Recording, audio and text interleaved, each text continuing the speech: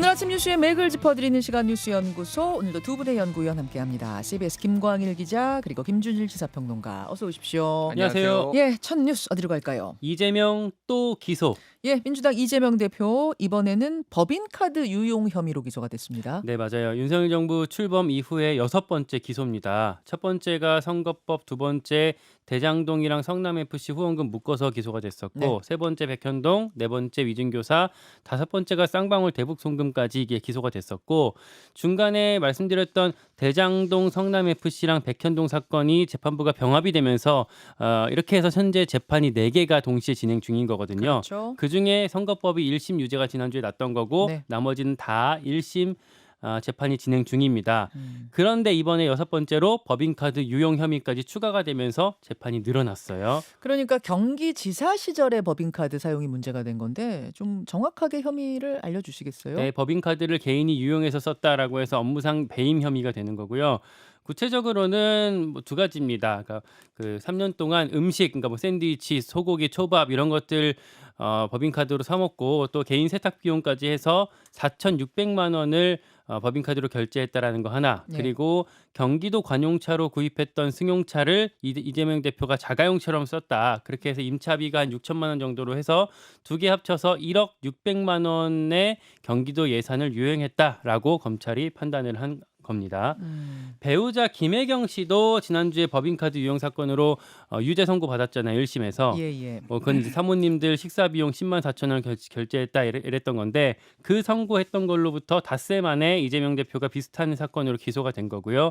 검찰 같은 경우에는 김혜경 씨 판결을 이재명 대표 기소의 근거로 제시를 했습니다. 그러니까 그것도 유죄니까 그럼 이것도 재판에서 따져봐야 되지 않느냐라는 논리를 든 거고요. 예. 그리고 배소연 씨, 그러니까 경기도 별정직 공무원 배모 씨가 이 사건 이제 핵심이었잖아요. 예. 이분도 징역형 집행유예를 이미 받았기 때문에 이런 것들이 이재명 대표한테 좀 불리하게 재판에서 작용할 수 있을 것 같아요. 근데 경기지사 시절에 이 법인카드 문제는 한번 조사가 됐었던 걸로 기억하는데요. 경찰에서 2022년에 불송치 결정을 했었는데, 그러니까 그때 경찰은 이재명 대표가 지시 관여했다고 확인할 수가 없다라고 네. 해서 불송치를 했었는데, 예.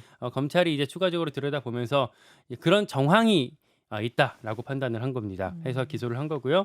민주당이 말씀하신 이 지점을 지금 이제 지적을 하고 있어요.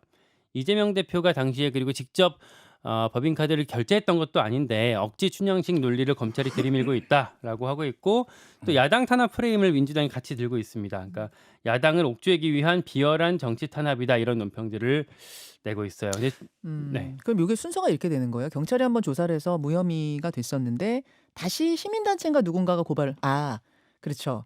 그 이른바 깨시민으로 불리는 깨어있는 시민연대 그쪽에서 고발을 하면서 다시 검찰이 들여다보기 시작한, 이렇게 들어가는 거죠, 네, 그게? 검찰이 추가로 이제 들여다보면서 기소가 이번에 나온 거고요. 예. 근데 이제 최근에 이 말씀드렸던 민주당의 이 뭐 검찰 옥죄기, 뭐 야당 탄압, 뭐 이런 그 흐름에 대해서 당내 일각에서는 이렇게 사법부를 압박하는 거는 대표의 발목을 잡을 수도 있다, 이런 지적이 나오더라고요. 그러니까 괘씸죄를 받을 수 있다. 그러니까 지난주에 선거법에서도 되게 충격적인 판결을 받은 것도, 이제 법사위에서 정청래 위원장이나 법사위원들이 좀 강경 발언을 계속 뭐 검사, 판사 예. 조롱하고 하고 있는 것들의 부작용 아니냐. 뭐 김우영 의원 같은 경우에는 법관 주재 뭐 이런 발언들을 하고 있고, 뭐 그런 것들이 영향을 미친 거 아니냐. 그러니까 전략도 좀 재점검하고 변호사들도 다 해임해서 새로 세팅해야 되는 거 아니냐. 뭐 이런 지적들도 같이 나오고 있는데, 이런 것들도 예. 뭐 같이 참고해야 되지 않을까 싶습니다. 자, 이런 분위기입니다. 아까 제가 말씀드렸던 깨시민의 고발은 생각해보니까 이게 아니라 이화영 건이었네요. 예, 그걸로 고발을 한 거였고. 자, 김준일 시사평론가는 어디에 주목하셨어요? 그러니까 이게 이제 어떤 쟁점들이 있냐면은, 일단은 왜 지금 시점에 기소를 예. 했느냐. 예. 지난주 목요일에 있었던 이재명 대표 부인 김혜경 씨가 유죄가 나오면서 예. 그걸로 이제 근거로 한 거예요. 당시에 재판부가 뭐라고 했냐면은, 이때면 김 씨의 병원 방문이나 아들의 병원 수속 업무를 도와줬다. 배 씨가 도와줬다라는 거고, 자택에 배달한 샌드위치, 과일 등 결제는 경기도청에서 일괄해 해당 판매점에서 결제하는 방식으로 이루어졌다, 이런 식으로 적시를 했거든요. 예. 그러니까 일부분 이렇게 법인카드를 썼다라는 거를 김혜경 씨의 그 재판에서 인용이 됐고, 이제 검찰 주장이 받아들여졌고, 이거를 근거로 해가지고 이제 기소를 한 겁니다. 그래서 지금 그때 경찰이 먼저 무혐의를 했다라고 했잖아요. 네. 그러니까 이재명 대표가 이거를 지시하거나 시켰다라는 증거가 없었어요. 그래서 직접적인 증거가 없었기 때문에 경찰이 무혐의를 했고, 검찰은 김혜경의 여기에서 이제 나왔잖아라는 건데 이것도 역시 아직도 직접 증거는 없어요. 근데 이제 검찰의 주장은 뭐냐면은 네. 쉽게 얘기를 하면은 이제 간접자 사실을 이렇게 정황 증거로 이거를 증명할 수 있다라는 겁니다. 그러니까 쉽게 얘기를 하면 이 법인카드를 이재명이 묵인하거나 시키지 않았으면 어떻게 쓸 수 있어? 예를 들면 그 관용 차량도 제네시스를 렌트를 했거든요. 네. 그래서 그거를 이제 사적으로 썼다라는 거예요. 그것도 이재명 도지사가 묵인하거나 지시하지 않았으면 어떻게 이게 가능했겠냐라는 거라서 이게 실제 이제 증거가 있느냐 없느냐해 가지고 법정에서 다툼이 이뤄질 것이 이제 예상되고요. 그러니까 제네시스를 지금 6,016만 원에 사적으로 사용했다라는 건데 관용차로 6,540만 원에 이제 구입을 해가지고 월 렌트비 138만 원, 주유비, 세차비, 과태료 등을 다 이제 포함을 한 거거든요. 이게 좀 맞느냐 그러니까 예를 들면 그런 거예요. 이게 정치인이 이제 도지사가 하는 네. 행동이 어디까지가 업무고 어디까지가 이게 사적 행동이냐 뭐 이런 것들이 이건 이제 김혜경 씨도 썼다라는 거잖아요. 그러니까. 그렇죠. 이 근데 차를. 이제 민주당의 주장 그런 거예요. 스티커를 아파트 스티커를 이제 부착한 거는 네. 맨날 출퇴근해야 되니까 이거를 어떻게 그러면은 이거 맨날 승인을 받냐. 그러니까 편의상으로 출퇴근 이제 스티커도 붙인 거고 거기다 주차하는 일도 있을 수도 있고 이게 구분이 될 수가 있느냐. 이런 이제 항변이 하나가 있는 거고 또 하나는 이제 계속 나오는데 기소의 형평성. 대표적인 게 원희룡 전 제주지사가 예전에 법인카드로 한 1억 6천만 원인가 이제 썼는데 특히 논란이 됐던 게 제주 오마카세 당시 기억하실지 모르겠는데 예, 예. 굉장히 비싼 집에서 그래서 이게 청탁금지법 위반인다. 근데 쪼개기로 한 테이블에 4명밖에 못 앉는데 여기에서 뭐 20명이 해가지고 뭐 이거를 기재를 해가지고 다 3만 원 이하로 맞춘 거 막 이런 것들이 정황이 있어가지고 근데 이거는 왜 수사가 안 돼? 그러니까 뭐 이런 이제 불만들이 이것도 이제 이재명 죽이기 아니냐 뭐 이런 불만들이 하나가 나오는 게 있고요. 지금 이게 5번째 이제 이재명 대표의 허들이 됐는데 사실 검찰이 2개를 더 진행 중이에요 수사를.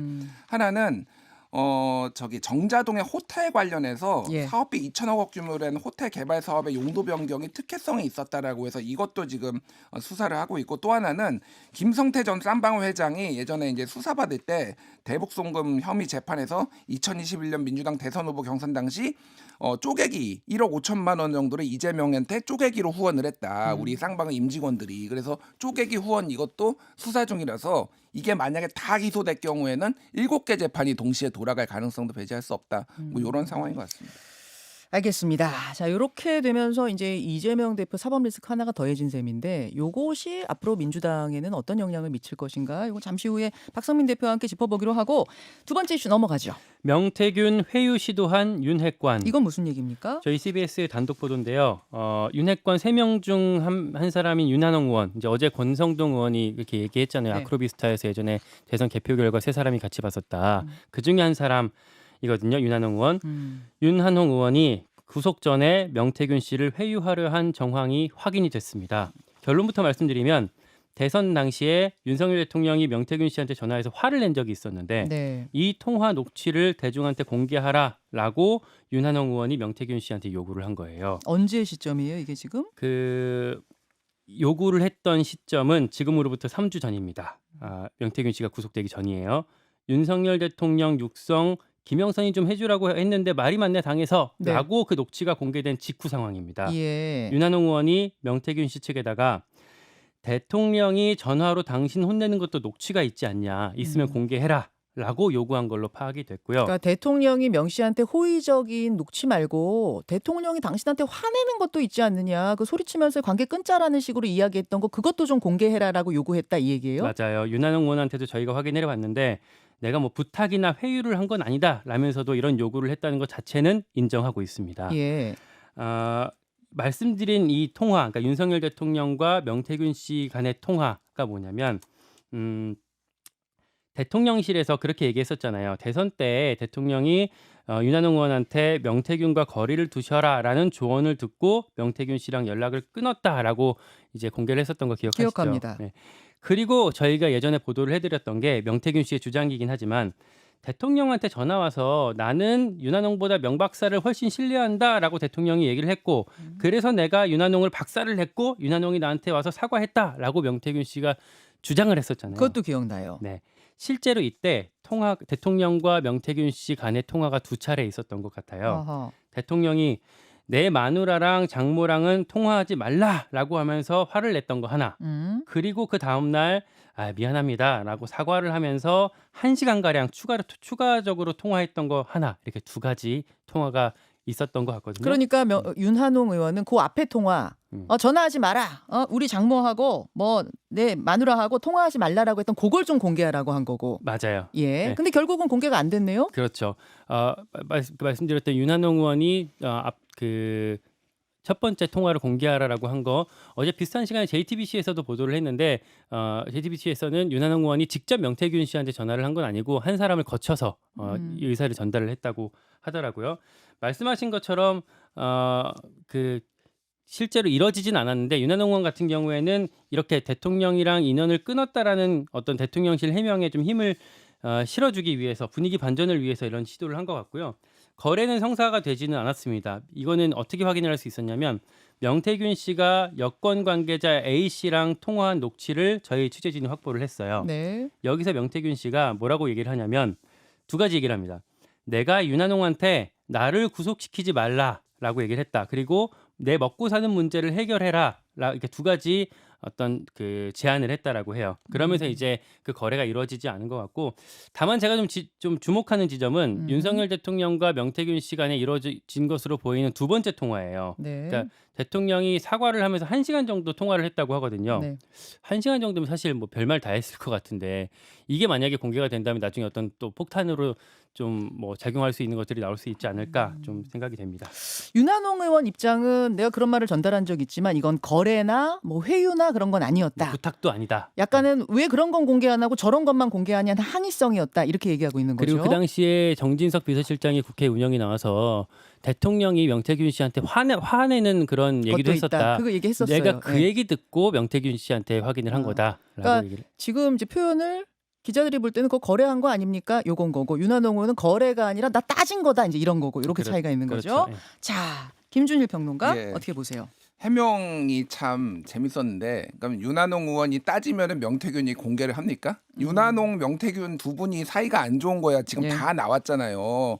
윤한홍 의원은 명태균 사기꾼이니까 만나지 말라고 윤석열 후보한테 얘기를 했고, 뭐 명태균은 사실 여부는 모르겠으나 경남지사도 내가 못 나가게 했다. 그리고 비서실장도 대통령 인수위 당시 비서실장도 내가 못하게 했다. 뭐 이런 주장까지 있잖아요. 그러니까 이거를 사이가 안 좋은 사람이 예. 제가 김현정 앵커랑 진짜 사이 안 좋은데 예. 야 너 그런 식으로 말하지 마라고 하면 말을 듣나요? 이거는 딜이 들어갔다고 보는 게 합리적이죠. 그러니까. 근데 사이가 그렇게 안 좋은 사람이 딜을 한다는 것도 좀 이상하긴 그러니까 그러니까 거래가 있는 거죠. 명태균은 그래서 요구 조건이 있는 거고, 근데 그거를 받아들일 수가 없었던 거고, 뭐가 됐든 예. 이거에 이제 제가 단면을 보는 거는 이거를 이제 뭔가 정도로 합리적으로 풀 생각을 하는 게 아니라 여기 여전히 이거를 딜을 하고 공작을 하고 이러려고 지금 하고 있구나 윤핵관들이. 이런 거를 지금 이 국힘의 모습을 지금 우리가 좀 볼 수 있었던 거 아닌가 그런 생각이 들어요.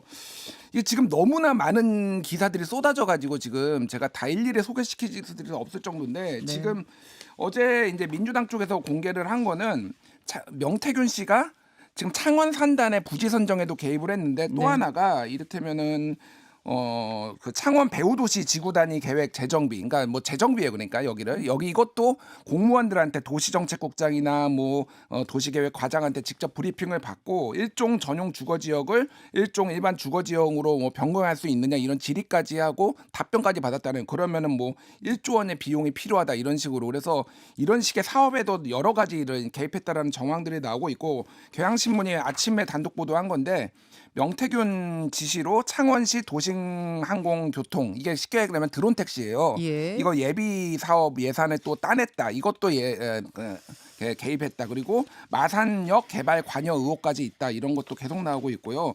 뭐 어제 나온 거지만은 명태균이 창원 산단 관련해서 홍남표 죄송합니다. 예, 홍남표 창원시장하고도 회동했다라는 것도 이미 밝혀졌잖아요. 그러니까 전반적으로 국정 개입을 하는 의혹들이 지금 일파만파 지금 커지고 있다. 이렇게 보시면 될 것 같습니다. 그러니까 지금 그러니까 공천 개입이 있었고 뭐 여론 조작 의혹이 있었고 거기에 창원 산단 등등 이권 사업에 개입한 거 아니냐 의혹이 하나 새롭게 불거진 건데 그 세 번째 덩어리가 좀 커지는 느낌이어서 예.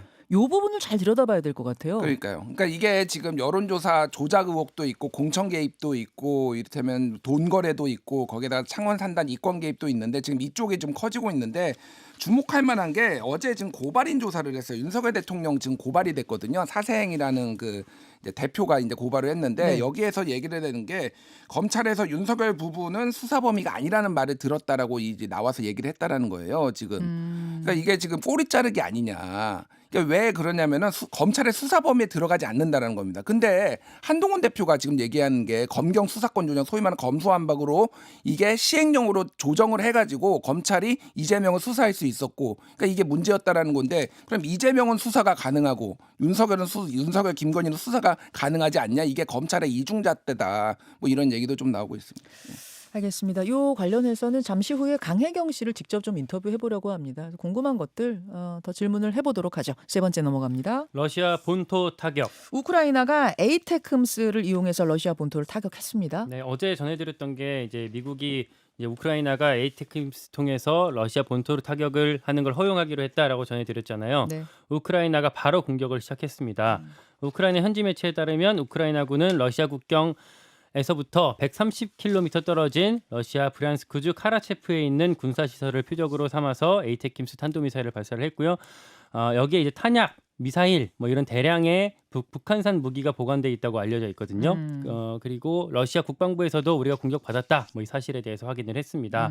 그리고 나서 러시아가 우크라이나의 에이테크임스 공격에 대응하는 수단으로 핵카드를 만지작거리고 있다 이런 소식이 전해졌어요. 이게 이제 불안한 거죠. 네.